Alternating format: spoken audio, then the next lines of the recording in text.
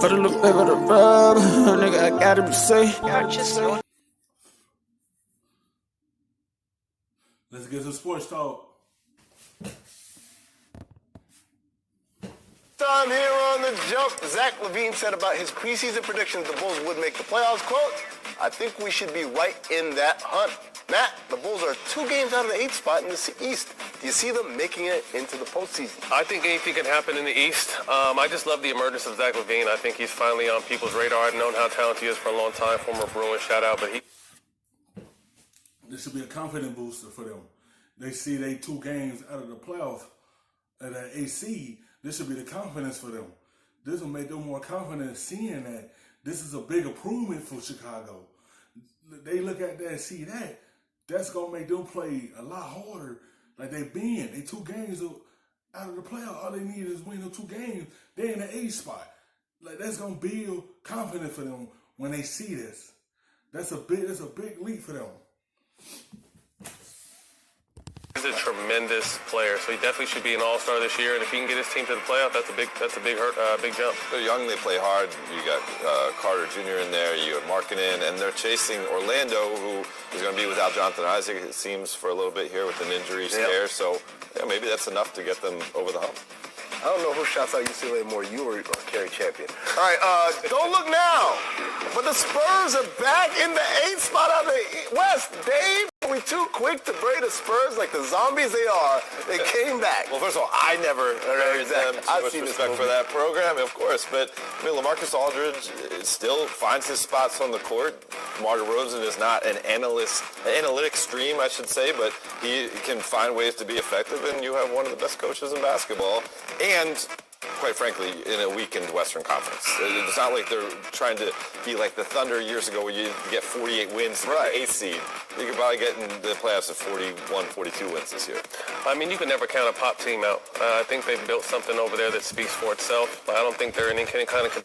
That just show you they got a good coach right there. He's still going to coach them and still will them on to make the playoffs. Like, they got 2 good players that they lean on, DeRozan and Aldridge. They still have their 2 main guys that can help them get to the playoffs. They have them. It was just up to them. They got to a slow start. Like, you can't count out the Spurs, but they better hope they hang on to it. Attention to advance if they do make the playoffs, but I definitely think they have a chance to make the playoffs. All right, the Knicks have won. Don't adjust your Look out. The Knicks won 3 straight games and are 6-6 under interim head coach Mike Miller. Matt, is that a ray of hope we see coming through in the Madison Square Garden? Is Dolan still there? Yes, he is. I just like it. I mean, for the play, it's just unfair to the players. You know what I mean? Right. They're talented guys. You can't speak for management. 3 games in a row, I'm sure they're happy they're playing well. But they definitely do have a few cornerstones that they're starting to realize on that team. Yeah, we were talking about Mitchell Robinson earlier in the show. Some of these younger guys still playing for pride, still figuring out what it is to be a professional. A guy like Mike Miller, his first shot at the big time. I don't think they're going to make some sudden surge and be beating the Bulls for a playoff conversation, but they're going to be better than they have been. I like how you put it, Matt. It's nice for the people involved, maybe not for the team as a whole, but definitely for the players and for Mike Miller, too. And that was the New York want to be doing. They want to be what Chicago is right now, fighting for that 8th spot, be like 2 games out from the playoffs. They want to be in that position of people talking about them making the playoffs. They trying to make that leap to be in one of those spots. They trying to do what Chicago's doing. It's trying to make the playoffs. And Chicago 2 games away from it. And they trying to be in that predicament. They trying to get out of that hole and be able to be in front run for an AC. It's just, they still just trying to take that mask off. Given that this is his first Mike shot. Miller... Other Mike Miller. You left Memphis. I say you gotta change his name to Michael Miller now because there's too much confusion. All right, tonight we have a big matchup with top teams in the East as the Heat host the Raptors. Heat are currently 3rd in the East, a game and a half ahead of the 4th seed Raptors. Both teams come in playing well, both having won 7 of the last 10 games. Dave, are the Heat or the Raptors the biggest threat or the biggest threat in the East? I go with the Heat. This is no disrespect to the Raptors. They have a championship head coach. So do the Heat. So do they have a rising young star in Pascal Siakam, but so the Heat have two. And Jimmy and Bam Adebayo has really made strides in his game. And I think the defensive identity for this Heat team, when they really go after teams, is a little bit stronger. And you throw in some wild cards like a Nunn and like a Tyler Hero, and I go with the Heat. I got the Heat. First of all, shout out to Toronto, though, because I completely counted them out at the beginning of the season after losing Kawhi. But, Pascal Siakam has stepped up, Van Vliet stepped. Like, when you have your identity and you know who you are, that's why the Heat where they at now, because their identity is defense and turning to offense. They know who they is. And everyone keep counting out Toronto. Siakam made a big leap. Y'all have to understand. I understand that granted, I understand Kawhi ain't there. But you see the growth that Siakam have last season.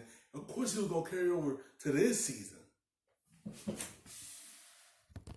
Their crew has stepped up. But I'm taking the Heat for pretty much what Dave said. I mean, I think their young core is very talented. They have one of the best leaders in the game, and they play hard.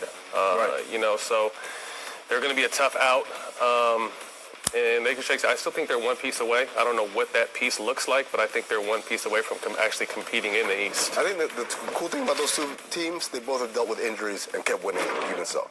All right, there are a lot of great games to choose from tonight, as you can see here, but there can only be one League Pass game of the night, and it is Nuggets at Pacers. Pacers are favored by 1.5 at home tonight, but will have to contain Nikola Jokic, who has 11 double-doubles in his last 14 games. The Nuggets are looking to rebound from a blowout loss to the Rockets, while the Pacers are looking to build off a big win over the Sixers. Despite the Nuggets' bad loss the other night, they are 8-2 in their last 10 games and are second in the West. Matt, are we paying enough attention to the Nuggets? I think we're paying enough attention to them, but I just think they're too young still. I think they're maybe a year or two away from really being a contender. I predicted they'd be at the top of the West because they are a young team and they're playing as hard as they can every single night, and they want the one seed. They want that home court advantage. But when you come in the playoffs, it's veteran experience is what's going to get you over the hump. And to me, the only vet they really have is Paul Millsap. And the fact that their best player is a center, I think that's why they don't get as much notoriety as other teams, who have this type of record. But like I said, I just think they're a little too young. But I love the fact that Michael Porter Jr. is finally kind of getting his feet under him, because he's a very talented piece that can help them get over that hump. Yeah, I think it's a proper amount of attention we're paying them so far. They are a very good team. They play excellent at home. Denver's They're a good team. They just trying to figure out who good outside of Jokic. Because their best player is their big man. And they just trying to have people outside of him take the next step with him. Be able to turn into another superstar with Jokic. That's what they're trying to do. They hope Murray do that. They was hoping that he be that guy next to Jokic to take them to the next level. They hoping that. They hoping the players outside of him. They hoping like Porter Jr. They trying to hope that he come to his own. He had a good game. He had 19 points. You gonna see the growth in him. You gonna see the difference in him. That's what they hoping. Because everyone in this league, they need a good wing player to help them. And I feel like he could be that guy. They just trying to find a person outside of Jokic. True home court advantage. Michael Malone has some consistency with this group. And you get into a playoff series, though, you look at it and you say, who is that next level talent who, when the opposing defense does everything they can to shut you down, what can they do when things break down? And I don't think that Jokic and Jamal Murray are those guys. And everyone else are complementary pieces that fill in around those two. Yeah, Murray's streaky and Jokic is a big, so it's hard for him to get the ball. He's not a big-time scorer either. Right. But what I do like about the Nuggets is they've been elite defensively. And this is a team 3 years ago. They were one of the worst in the league. And now they are one of the best, even though they didn't add anybody or change their coaches or anything like that. All right, that's the buzzer. First returns for All-Star voting are in, and the results may surprise you. Luka Doncic was the leading vote getter, followed by Giannis and LeBron. Are you surprised that Luka is the leading vote getter, Matt? Shout out David Stern. I think there you go. Vision, globalizing the game. Not surprised at all. I mean, he's, having young kids now and coaching AAU. I want to be Luka. No, I'm not surprised because he having an all-star year. He countered off of what he did last season, and he turned this into an all-star season, an MVP type season. He even turned it into a better season than last year. I want to shoot like Luka. I want to play like Luka. So he's taking the league by storm, and I love it. He's ton of fun to watch. Also, of course, that it's an international voting process. This isn't just domestic votes. So obviously, but Slovenia has like 3 million people. Like it's not like he's getting the China vote. He's got a lot of American votes too, because he's out there killing. To me, someone not in this graphic who stands out to me, Taco Fall was a top 10 vote getter in East Coast front court. Man, I'm telling you, my kids are not that into the NBA. They love Taco Fall, man. I can't call it. I love Luka. So. The best, stuffing them shits in the safe. Got me a spot out the way. Nigga just trying to be safe.